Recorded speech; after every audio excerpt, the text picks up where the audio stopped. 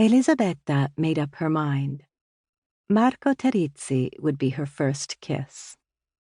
She watched him doing bicycle tricks by the river, riding on his back tire, his head thrown back in laughter, his teeth white against his tanned face.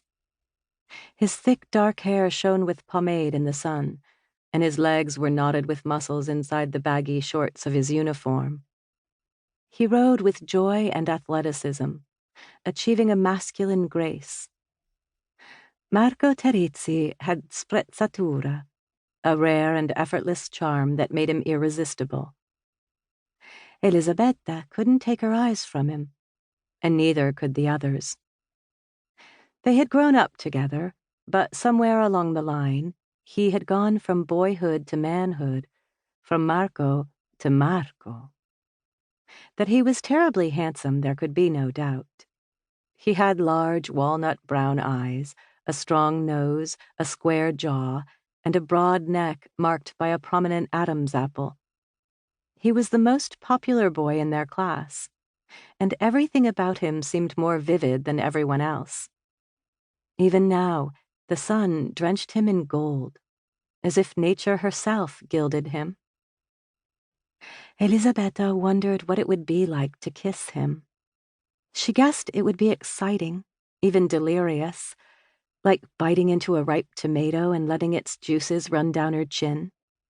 She had never kissed a boy, though she was already 15 years old, and at night she practiced kissing on her pillow.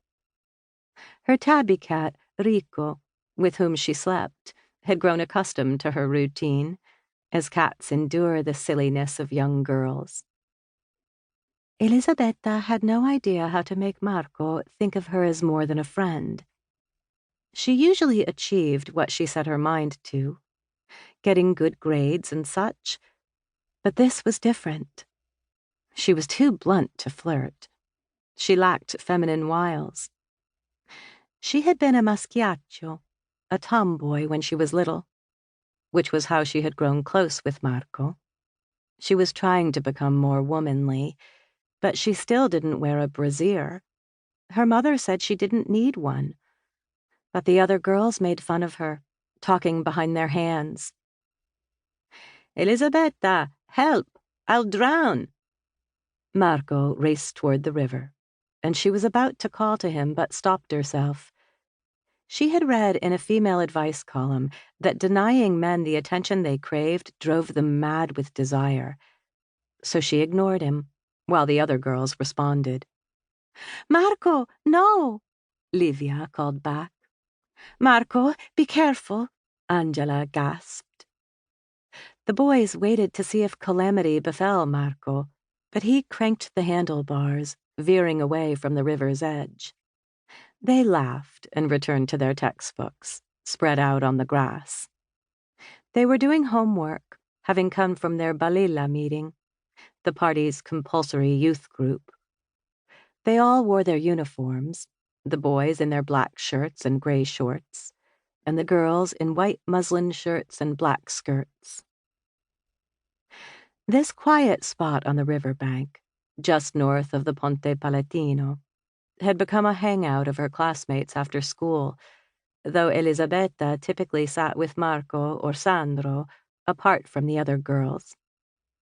Somehow, she had missed her chance to become their girlfriend, and it was too late now, for they rebuffed her overtures. Perhaps they had judged her as preferring the boys, which wasn't true, and she would have loved to have had a good girlfriend. Whatever the reason, Angela and the other girls kept her at a distance, and she tried not to let it bother her. "Look, Beta!" Marco called again, using her childhood nickname. "Use my proper name," Elisabetta called back from behind her newspaper. She did prefer her full name, as she hoped to become a journalist someday. She practiced her byline at night, too, by Elisabetta d'Orfeo. "Elisabetta!"